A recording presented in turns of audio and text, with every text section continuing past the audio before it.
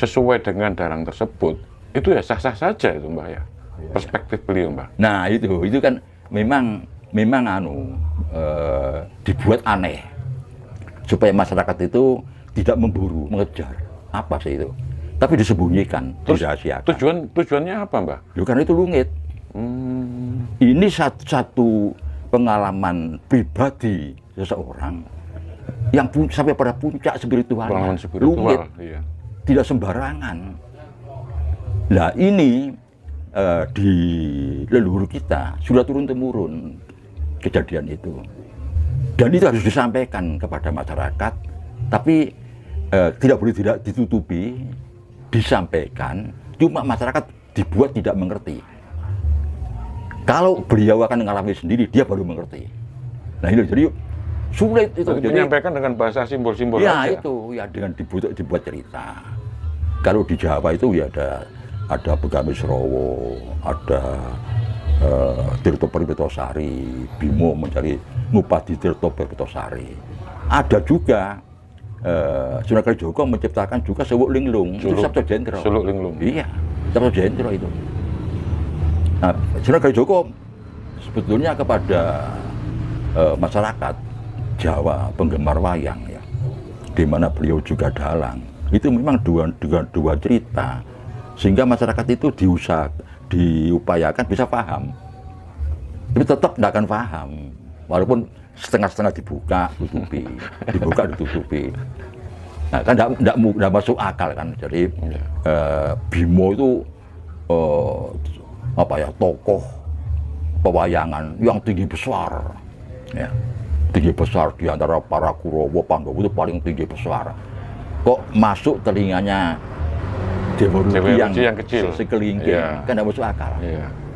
Ya untungnya kalau di Jawa itu semua wayang itu simbol. Lain dengan di India, wayang itu dianggap sebagai sejarah. Nah, kalau dianggap sebagai sejarah, tidak mungkin ada cerita Dewa Ruci. Masa orang sok mlebu yang anak kecil, ya. Gorbane orang sebesar kelingking. Kan terus, ini sejarah apa ini? Nah, ini karena di Jawa itu bukan sejarah wayang itu, merupakan filsafat, maka sah-sah saja memakai cerita seperti itu untuk menutupi pada masyarakat, tapi tidak menyalahi. Ini benar. Itu. Terus untuk Sastro Jendro sendiri itu kan semua orang punya potensi untuk mendapatkan itu Mbak ya. Hanya kehendaknya Gusti yang berwenang. Jadi manusia maksud saya itu tidak bisa berangan-angan atau berupaya untuk ke arah situ Mbak. Apa benar begitu Mbak? Nah justru dirahasiakan ini ya, tidak sampai terbuka belak, supaya manusia tidak berangan-angan. Supaya kita tidak berangan-angan, karena ini hanya kehendak beliau, kehendak Gusti. Murni kehendak Gusti. Ya, makanya di Jawa itu jalmo tan kena ini. Jangan dikira orang Bambungan yang suka misalnya ya makan laraan, terus makan teman camping, dia kanggonan. Jangan dikira jalmo tan kena kiniro. Nah ini kalau Nyun Sewu Yasin ini bukan ahli agama. Kalau dikaitkan dengan agama, nurun ala nurin yadilahu linuri lam yasa. Dadu kuberikan pada orang yang ku kehendaki. Siapa tidak tahu urusan saya. Bukannya diminta loh, ya ku kehendaki. Nah kalau di Kristen, Yesus bersabda, demikian orang merasa ketemu Yesus. Orang mengatakan, wah saya ketemu Yesus, salah. Yesus mengatakan, bukan kau datang pada aku, tapi aku datang padamu. Iya. Nah, kalau aku datang pada aku dendi. Kan begitu ya. Jadi semua itu merujuk ke situ. Jalmo tan kena kiniro. Tidak bisa. Jadi manusia di situ posisinya pasif Mbak ya, hanya menerima. Iya. Menerima. Yang tidak boleh berharap. Berharap apa nggak tahu. Iya. Apa bentuknya nggak tahu kan. Tetap dirahasiakan, sehingga tidak bisa berharap.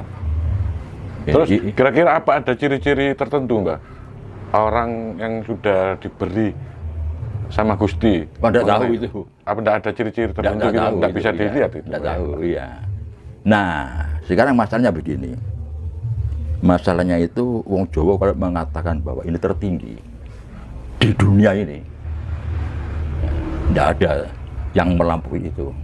Yang ada, yang sama ada. Yang di bawahnya banyak. Nah, terus pertanyaannya begini, bagaimana dengan agama? Apakah orang India itu bisa menerima pendapat orang Jawa seperti itu? Apakah orang Arab bisa menerima? Apa orang Yahudi bisa menerima?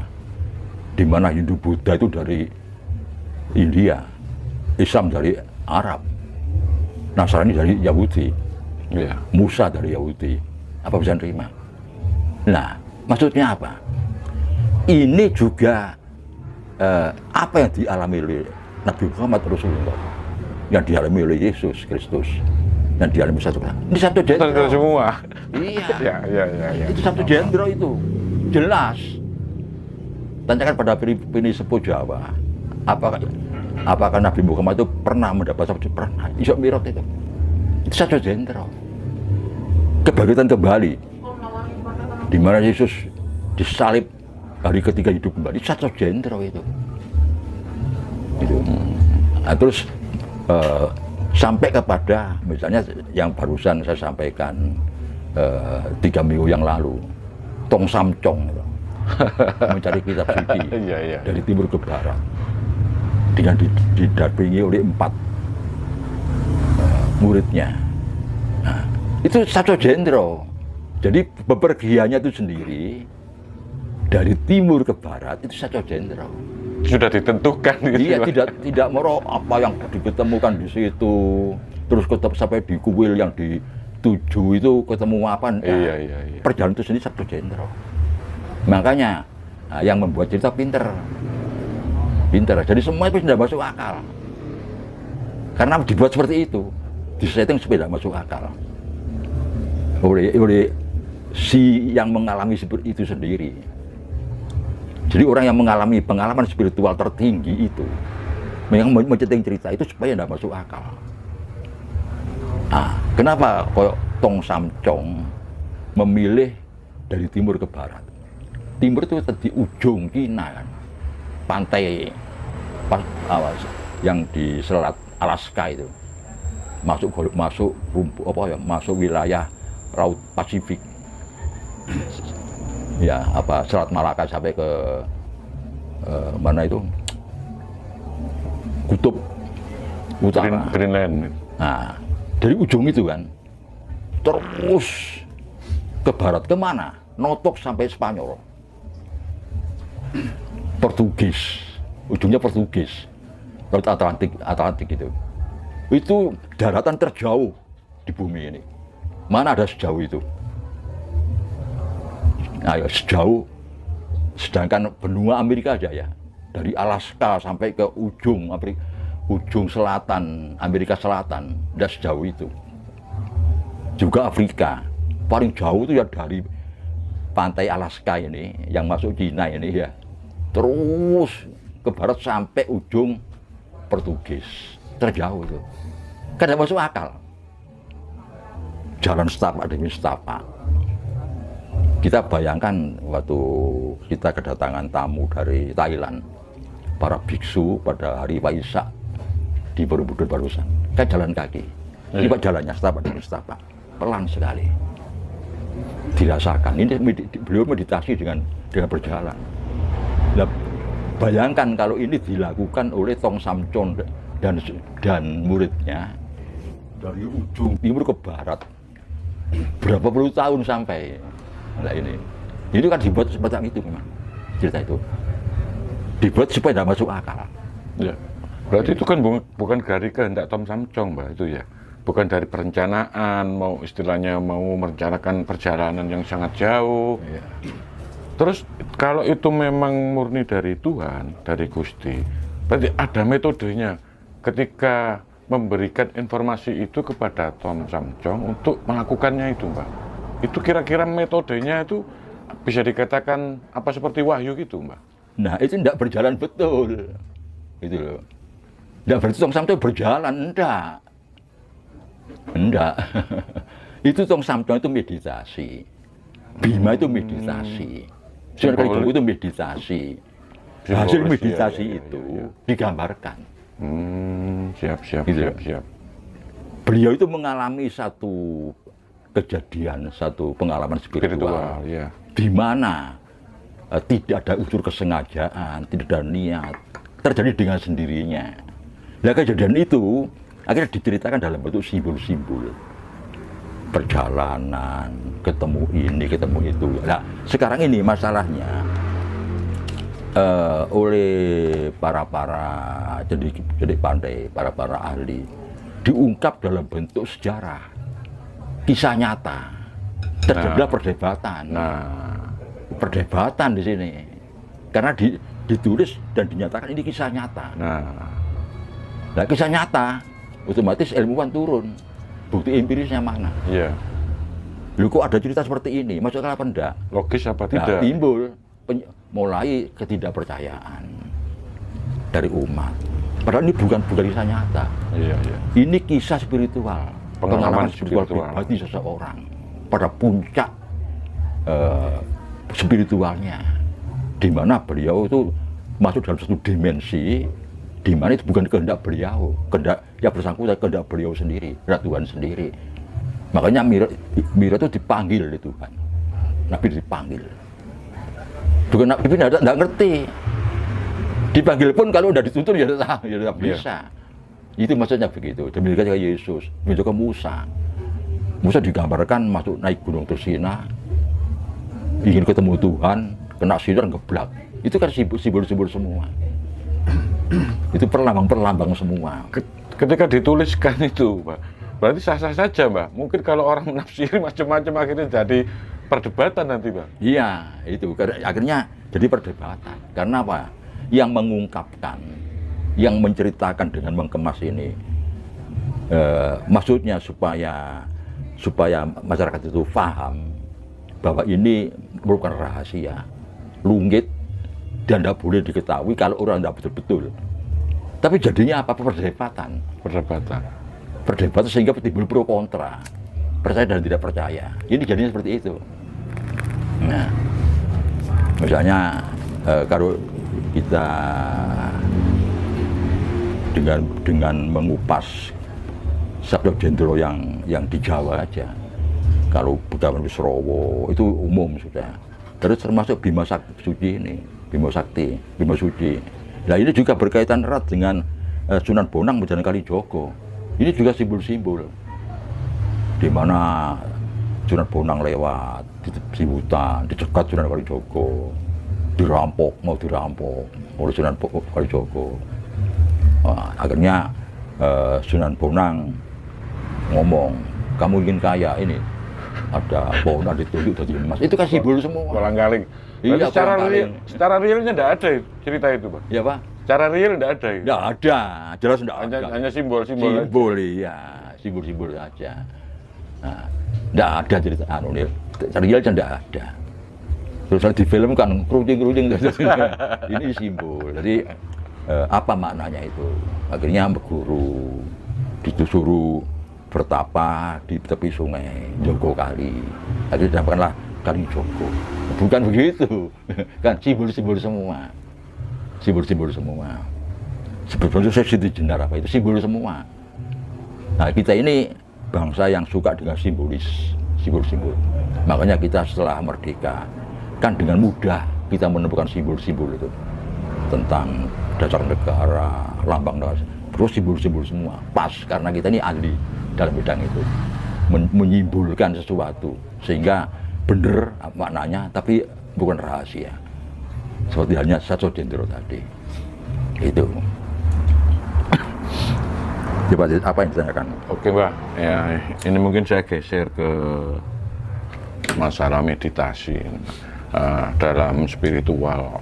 Mungkin bukan hanya kalangan Jawa, spiritualis mana, mungkin dari Cina, Jepang, atau dari bagian belahan bumi manapun, kan banyak itu meditasi. Kalau untuk yang di Jawa kan terkenalnya ada meditasi suwung istilahnya Mbak ya. Itu mungkin Mbak Gatot bisa menjelaskan seperti apa dan bagaimana meditasi suwung itu menurut versinya jenengan. Begini ya, jadi ini untuk sesi keduanya tentang meditasi ya. Tapi kalau saya ulangi lagi, bicara masalah meditasi, semedi, hening, suwung, lepas kaitannya dengan Satya Jendro, tidak ada hubungannya. Ya, topik lain ini. Ya, karena ini tidak atas dasar ini. Ya. Ini tidak ada hubungannya dengan ini. Karena Jendro itu harus kehendak beliau sendiri, kehendak Tuhan itu sendiri, bukan kehendak manusia. Tapi kalau ini, nah, orang ingin sesuatu, melakukan sesuatu yang arahnya itu untuk apa ya, untuk kesejahteraan, untuk ketenangan, pendekatan kepada kesucian dan sebagainya itu. Ini yang biasa dilakukan oleh orang-orang, kalau orang-orang asing saya tidak paham. Kalau orang-orang Nusantara, terutama orang Jawa, itu sudah itu yang dilakukan. Nah, cuma di sini ini pada akhir-akhir ini kita menemukan istilah itu lebih dari satu. Ada meditasi, semedi, suwung, hening. Nah, ini memang orang-orang akhirnya disamaratakan. Sama saja lah. Ya. Suwung, hening, meditasi sama saja. Dan, ya ada yang mengatakan sama, ada yang mengatakan tidak. Di sini, kalau boleh saya berpendapat, yang tepat itu hening. Hening ini sudah kita sepakati menjadi bahasa nasional. Marilah kita mengheningkan kita. Nah ini waktu kita upacara resmi itu. Iya. Kita, iya, setelah kita ini hormat kepada Sasaka Merah Putih, iya. Ya, artinya menghormati para pahlawan yang gugur dan sebagainya, iya. Itu. Terus kita hening, mengheningkan cipta. Maka kita mengheningkan cipta.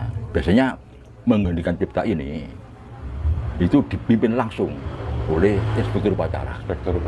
Nah, betapa tingginya hening ini. Nah, dipimpin langsung oleh inspektur upacara mengheningkan cipta. Nah, ini bagus. Hening itu bagus. Karena di sini bukan hening hening itu kita menciptakan. Otak kita mencipta, membayangkan. Bukan begitu. Pengertiannya kan belum ada penjelasan ya. Mengheningkan ini itu semacam cipta. Nah, cipta ya. Cipta itu artinya dengan karsa dan rasa. Cipta rasa karso. Ya. Coroko, hono coroko co, cipta rasa karso. Nah, rasa karso ini bisa dikendalikan dalam orang hening, semedi. Cipta ini paling sulit. Ya. Cipta ini membayangkan sesuatu. Paling liar. Nah, oleh karena itu mengheningkan cipta pun diheningkan. Hening. Nah, cipta pun diheningkan. Ini maksudnya. Jadi kita sebaiknya memakai istilah hening. Hening itu sudah menasional. Semua upacara bendera resmi di seluruh Nusantara ini, seluruh Indonesia itu pakai istilah mengheningkan cipta di dalam kita susunan acara, dalam susunan acara upacara bendera itu. Nah, lantas bagaimana dengan suwung? Nah, suwung di sini itu sebetulnya pengertiannya sulit. Suwung itu kata keadaan. Lek mengheningkan hening itu kata kerja. Marilah kita mengheningkan cipta. Hening, kata kerja. Meminta, memohon, mari kita mengheningkan cipta. Nah, kalau misalnya seorang guru spiritual, ayo hening. Nah, sebentar. Mari kita hening sebentar. Nah, ini kata kerja, tapi mari kita suwung. Kok enggak ada? Suwung itu kata benda, kata keadaan. Bukan kata kerja. Iya. Ayo mari kita suwung loh. Ya, apa maksudnya ini? Iya. Nah, jadi pakai hening. Dan suwung itu sendiri itu bisa diartikan gampang, biar dikatakan sulit. Nah, terus bagaimana suwung itu? Nah, ini orang bertanya jadi apa artinya suwung? Nah, ini maaf jadi Mas Dodi kalau saya tanya suwung itu artinya apa? Kalau Contohnya gimana orang suwung itu? suwung itu kalau misalnya orang yang punya rumah, kalau saya bertamu tidak ada, itu saya katakan suwung. Yang punya rumah tidak ada itu, tidak ada penghuninya itu Ya. saya katakan Itu gambar suwung. paling gampang. Itu Iya. gambar, iya Paling gambaran paling gampang. Iya, jadi rumah itu kosong, Rumah itu kosong. nggak ada penghuninya. Iya. Atau rumah itu tidak ada apa-apanya, tidak ada meja kursinya, tidak ada peralatan apa-apa, kosong. Berarti suwung. Ya. Nah, itu contoh. Nah, kalau manusia, mari kita, artinya mari kita membuat diri kita dari gambaran suwung. Maksudnya kan itu maksudnya. Iya. Orang pakai istilah suwung itu maksudnya mari kita ning, artinya mari kita ini membuat diri kita ini suwung. Loh, suwung itu tidak ada apa-apa loh.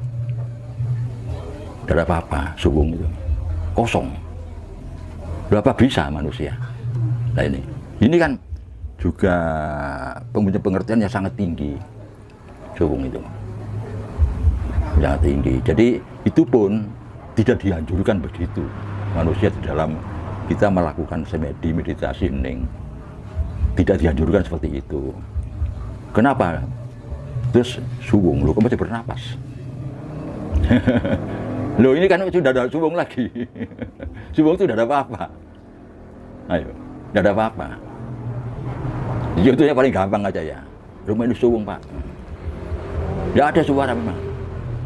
Klotak tidak ada, orang makan klotak tidak ada, orang jalan tidak ada. Lu kok ngambekan nih? Ya. Berarti ada orang di dalam itu. Tidak terdengar ngambekan nih, tapi dia peka. Ini suaranya apa ya?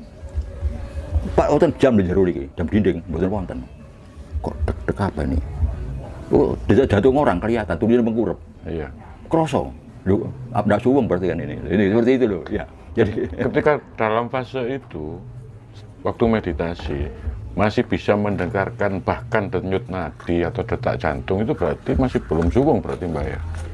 iya, jadi ndak sampai ke situ. Iya. Iya. Terus yang itu kan berarti meniadakan sesuatu. Iya. Terus Iya. yang ditiadakan cipta tadi itu, Iya. Hanya cipta saja. bukan hanya cipta Iya, saja. rasa karsa dan cipta aja diadakan. Pertama rasa karsa diadakan, terus cipta, sudah titik. Oh, Ndak suwung. ciptanya yang terakhir berarti itu. Iya, ndak suwung itu. Itu hening, keheningan hening.